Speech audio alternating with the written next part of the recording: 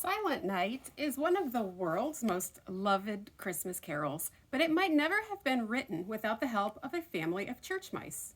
It all started in Obendorf, Austria, when the chorale music prepared by the Christmas Eve service in 1818 had to be canceled because something or someone had destroyed the bellows of the church's pipe organ. This made some people very upset, but two men, Franz Gruber and Joseph Moore, found a way to preserve the Christmas joy. And in the end, one little mouse in particular found out that, well, why don't we just start at the beginning and you'll see for yourself. It was the coldest winter anyone could remember in the little town of Obendorf. The drifting snow made the countryside look like windswept mounds of whipped cream, dotted with miniature gingerbread houses. Smoke circled heavenward from tiny red chimneys. A few brave souls scurried among the houses and shops, with their collars turned up against the bitter wind. Some glanced at the heavy clouds overhead with a shudder, thankful for the promise that Christmas was near. In the center of town, light flickered through the stained glass windows of St. Nicholas Church. The wind whistled around its lofty spire. Inside, a small group huddled beneath the towering pipes of the old organ, rubbing their hands for warmth while rehearsing the special music to be presented on Christmas Eve. They were unaware of a small furry visitor watching quietly from his hiding place under a pew. He carefully peeked out with a twitching nose, waiting for just the right moment. Franz Gruber, the organist and leader of this tiny choir, was patiently coaching Frau Hagelmeyer, who couldn't seem to remember when to come in for her solo. She had sung in every Christmas program at the church for 40 years. Age had replaced the sparkle in her voice with an annoying warble. This caused her chin, and the heads of her listeners, to bob up and down sympathetically with every beat. Several choir members were getting restless and rolled their eyes as Franz was about to cue Frau Hagelmeyer one more time. He gave an obvious nod in her direction at just the right time when, eek! She shrieked a note higher than any written for the human voice. A mouse! Frau Hagelmeyer shot straight up into the air and perched on the back of the highest pew. Don't worry, Franz tried to console her. They won't hurt you. You mean there's more of them? Trembled Frau Hagelmeyer. Well, yes, he said. They keep me company late at night when I'm working. Frau Hagelmeyer pointed a stubby finger at Franz and shook it in his face. I demand that you get rid of all of these horrid little creatures. Tomorrow is Christmas Eve, and I will not sing in a church full of mice. It took two of the strongest men in the choir to help the distressed woman climb down from her perch. She snatched up her shawl, tucked the loosened strands back into her hair bun, and with a huff, marched out the door. When Franz had ushered the last choir member out, he closed the door and breathed a deep sigh. Well, at least she shrieked when her solo was supposed to come in. He leaned against the door and looked up and said, I just haven't the heart to hurt my little mouse friends. They've always looked at me for bits of food and protection. How could I destroy them now? From a small hole in the wall behind the organ came faint, squeaky laughter. Did you see that old lady jump? One of the mouse said. Oh, Strauss, I bet she hasn't moved that fast in years. Suddenly, their laughter was cut short. Mama Mouse, who happened to see her son's mischief, was now making her way quickly towards the two younger mice. Strauss, she said sternly, you should be ashamed of yourself, scaring that poor old lady. But Mama, Strauss whined, the dishes start walking off the shelf every time she hits that awful note. My finely tuned musical mouse ears just couldn't take it anymore. Mama shook her head. You were too busy laughing to hear what she said. She wants Franz to get rid of us all now. Oh, Mama, not Franz, assured the mouse. He wouldn't hurt a flea, said Strauss, scratching his ear. He's a kind man, a musician, like I'm going to be someday. Anyway, what's a church without church mice? Mama did not laugh. Papa Mouse had come in, and they looked at each other with eyes full of concern. Franz was gathering his music and his thoughts when a voice startled him from the back of the church. Working late again? The voice belonged to Joseph Moore, the young pastor who had become a good friend to Franz. Joseph, you scared me, gasped Franz, reaching for the music he had just spilled across the floor. I'm sorry, chuckled Joseph. Here, let me help you. As they picked up the pieces of scattered music, Franz told Joseph all about Frau Hagelmeyer, the mouse, and the ruined church rehearsal. He sighed. Maybe we'll have a blizzard on Christmas Eve and nobody will be able to come. It's that bad, is it? Said Joseph, looking at his friend. It must be hard when your heart is dreaming of symphonies and your ears are hearing the strained efforts of a small village choir. He handed Franz a piece of music he had retrieved from under the organ pedals. Looking for this? Oh, thank you. That's Frau Hagelmeyer's solo. What would we have done without this? Oh my, yes, said Joseph with a gleam in his eye. We do have a tradition to uphold, you know. The two men laughed together. Joseph always knew how to make Franz feel better. They stepped outside the church. Franz, said Joseph kindly, everyone knows our little choir is not the best in the world, but it's the best we've got around here, and sometimes I even see a little of that sincere heart of yours coming out of them. I hope you're right, sighed Franz. Joseph closed the door as they turned to make their way home through the glistening snow. As soon as the church door clicked shut, a rustling could be heard from inside the far wall. Are they gone? Said a squeaky whisper. Shh, said another cautiously. Let me see for sure. A tiny black nose poked through the mouse hole beside the organ and then quickly disappeared. They're gone, said the mouse voice boldly. Come on, everybody. Christmas is 2 days away. Tomorrow will be Christmas Eve, so that makes tonight Christmas Eve. It's time to decorate for tomorrow's celebration. Suddenly, mice came out from everywhere, scurrying around and chattering all at once. I've got a shiny button, squeaked one little mouse. And I found some bright red berries, said another. Does anyone have some breadcrumbs? Asked Auntie Wiggletail Mouse. I've been saving this raisin to make a bread pudding. Yum, yum. What a happy time it was for the mice. Grandpapa Mouse gathered the smallest mice around him to tell the story of his great-great-great-grandancestors. And all of the other mice were singing merrily as they worked. During all the hustle and bustle, Strauss and his friend Friedel climbed up the pipes of the great organ. They sat on the edge of the tallest pipe to watch the activities below. Friedel, someday I'm going to be a great composer, said Strauss wishfully. Then everyone will hear my songs. And I want to be a great singer, said Friedel dreamily. With my voice, I'll soar like a bird to the very tip-top of the high notes. Just like Frau Hagelmeyer, Strauss teased. Then he stood up with his nose pointed in the air and warbled. His chin bobbled up and down, and then, just as he hit the highest note, he lost his balance and fell backwards into the tallest organ pipe. Down, down, down he went and landed kerplunk in the bottom of the huge organ. Strauss, where are you? Are you all right? I'll go get help, yelled his friend. Strauss the mouse lifted his head, shook himself, and moaned painfully. Ugh, where am I? It didn't feel like anything was broken, so he got up slowly. He could barely see the light at the top of the pipe he had fallen into.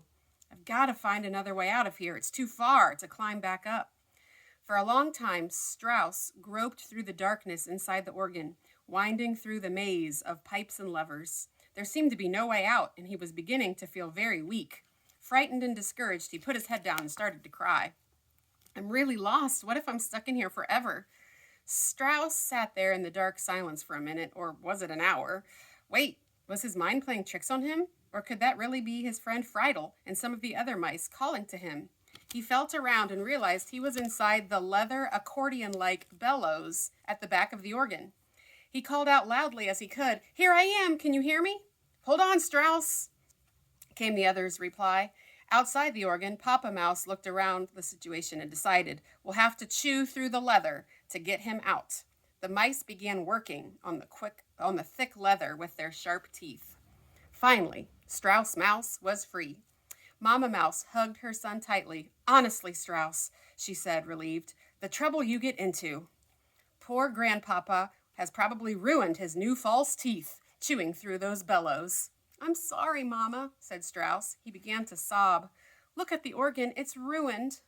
All the mice turned to look at the tattered shambles that had once been the heart and lungs of the old majestic instrument. Poor Franz, what will he do now? The mice said sadly. Christmas Eve dawned bright and beautiful, with the sun dancing playfully on the crystal white snow. But nothing could lighten the gloom in Strauss Mouse's heart. He knew that soon the choir members would be coming for practice and the broken organ would be discovered. Franz had been so kind to protect the lives of the Mouse family, and this is what had come of it. How could he ever find it in his heart to forgive them? Strauss was certain that the Mouse family would now be driven out into the cold, or worse.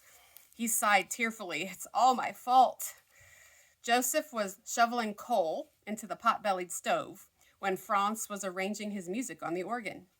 Joseph, Franz said, would you mind pumping the bellows while I practice this difficult part of the music one more time? Sure, replied Joseph. The choir members were beginning to arrive. He nodded in welcome as he made his way through the door and the back of the massive instrument. Inside the small room, he slipped his feet into the stirrups on top of the bellows, held on to the brass handles, and began to pump with his feet. Franz pressed his keys, but there was no sound. Joseph, are you pumping? Psst, Franz. Joseph stuck his head out through the door and motioned for Franz to come. He was trying not to draw attention to the choir, but he looked worried. Strauss Mouse watched sadly from his perch above the door as Joseph showed Franz the ruined bellows. With a hole that big, the organ will never play, said Joseph, and we can't patch it. Just then, Frau Hagelmeyer paraded through the door. Why are we late getting started? Is there a problem here? She asked. Joseph and Franz could not hide the shredded bellows. It was obviously the work of little mouse teeth. Oh my! Frau Hagelmeyer gasped as she fell back with a thud against the door frame. The sudden jolt shook Strauss Mouse, who lost his footing and toppled, wouldn't you know it, right onto the head of Frau Hagelmeyer. She was too upset to notice her new hairpiece, so she proceeded. Mr. Gruber, because you did not follow my instructions to rid this church of those filthy, horrid mice, our precious organ is ruined, along with our Christmas Eve program and my solo. Why, you've ruined Christmas for everyone. Frau Hagelmeyer went on, wagging her head back and forth with each new outrage and nodding up and down with every wave of her short, stubby finger. Frau Strauss was having a terrible time trying to hang on to her hair bun. You can be sure, she threatened, that the day after Christmas, I will be here early in the morning with my 2 cats. They will make quick work of those beastly little mice. You won't be able to find heads or tails, feet or fur, when my cats are through. By now, all the choir members were aware of this disturbance, but no one, especially Joseph and Franz, had the courage to tell Frau Hagelmeyer about the poor, frightened mouse clinging to her hair bun. Without warning, Frau Hagelmeyer twirled around to make her exit. The sudden spin left the mouse hanging on for dear life, with his tail dangling right between her eyes. The ruffled old lady crossed her eyes and finally saw what everyone else had been staring at. It was too much. She sank to the floor in a faint. What happened next was nothing less than total confusion. Exhausted, Strauss the mouse hoped no one had seen him scramble into Franz's guitar. He decided to stay put until he could slip away unnoticed. When the church was empty and still again, Joseph and Franz sat down to breathe in the peaceful silence. I guess I should have gotten rid of those mice, Franz said, but somehow I think they trust me. He shook his head, and now with no organ, maybe Christmas is ruined. Joseph looked out the window thoughtfully. Franz, he said after a moment, last night I saw something so wonderful. I don't think anything could spoil this Christmas. Do you know the Dunderhoff family? I believe so. Isn't he the woodcutter whose wife just had a baby? Yes, I went to see them and their baby. Their house was so simple, so poor, offering little more shelter than a stable. But looking into that baby's beautiful, innocent face reminded me of the true reason for the music and celebration. Yes, said Franz, thinking, this is what Christmas is really about. Family. Joseph pulled a folded piece of paper from his coat pocket and handed it to Franz. On the way home from the Dunderhoffs, I wrote down some of my thoughts in a poem. I wonder if you can do anything with it. Franz read the words quietly. Silent night, holy night, all is calm, all is bright. Beautiful, he whispered. You may not have an organ, Franz, said Joseph, but your guitar is over there in the corner. Let's see if you can find a melody to fit the words. Joseph crossed the room, picked up the instrument, and handed it to Franz. Like a miracle, the song came to him. Its simple melody and chords fit the words perfectly. As the two men sang it together for the first time, they did not know they already had an audience, a trembling little mouse who was hiding inside of the guitar. That night, the faithful gathered from all over the countryside. Some had traveled far from hidden valleys wedged between the snow-covered Austrian Alps. The church was a warm refuge from the cold wind. Christmas candles filled the room with a welcoming glow. In the end, no one really missed the organ music, not even Frau Hagelmeyer. The silence seemed to speak to each heart. Joseph read the Christmas story with new feeling and shared his experience at the woodcutter's home. Franz came forward to join the young pastor, and together, with only a guitar, they sang Silent Night. When the Christmas Eve service was over and Franz had finished his Merry Christmases to everyone, he came back into the church to put his guitar away. He surprised Strauss, who was just then trying to sneak out of the instrument. It was too late. Franz had seen him. "Well, there you are, you little rascal," he said, laughing. "No need to be afraid. I won't hurt you." Strauss the mouse stood as still as possible, wishing he could run, but his feet just wouldn't move. Franz bent down slowly and spoke with a kind voice. "Oh, I wish I could make you understand," he said. "I know you and your mouse friends didn't really mean to ruin the organ or to upset the choir. I forgive you. Although," he said, chuckling, "I think you enjoyed scaring poor Frau Hagelmeyer." Franz held out his hand, and Strauss knew he could trust this gentle man. He climbed onto the hand, and it lifted him out of the guitar and down to the floor. Strauss hesitated for just a moment, looking intently into the big man's eyes, as if to say thank you. Then, as quickly as his legs would move, he scurried through a hole and into the safety of the wall. Just inside, Strauss stopped and looked back. His heart was pounding, but not with fear. It was because Franz had been able to forgive them. The Mouse family would be able to live safely in St. Nicholas Church for many years to come. Christmas is going to be extra special this year," he said out loud to himself. Then he hurried over to join the other mice. He was just in time for the mouse Christmas Eve party. No one noticed him at first because everyone was talking all at once. "I thought for sure the Christmas Eve service was going to be ruined," said one of the mice. "I did too, and the crazy confusion Strauss the mouse caused," sighed Papa Mouse. "Why do humans get so upset? You'd have thought there was a cat in the room." Auntie Wiggletail Mouse chimed in. "No fear of cats now. I just overheard Franz and Joseph talking. They agreed no cats are going to be allowed in the church as long as they have something to say about it." And there was a general sigh of relief all around. "And wasn't it a beautiful service?" said Mama Mouse. Tiny Tot Mouse piped in. Even Frau Hagelmeyer liked it. Her face didn't look so much like pickle soup when she listened to the pretty Christmas song. Everybody laughed. That's when they noticed that Strauss Mouse had joined them.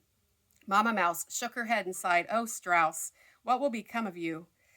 "I think I'll help Franz write more songs," he replied. "No!" everybody shouted in unison. "No, or not that way," he laughed, "but maybe when the organ is fixed." "Maybe you should stick to the guitar. That's where you seem to be most at home," they laughed. The following spring, an organ repairman made his way to the village.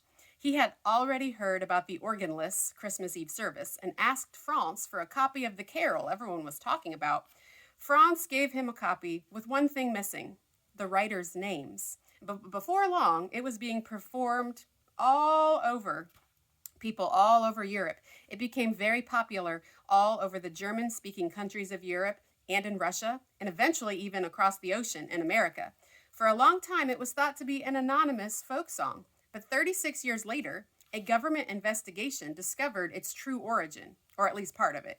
Strauss the mouse has remained anonymous to this day, but now you know the important part he and his family played in the writing of this beloved Christmas carol, Silent Night.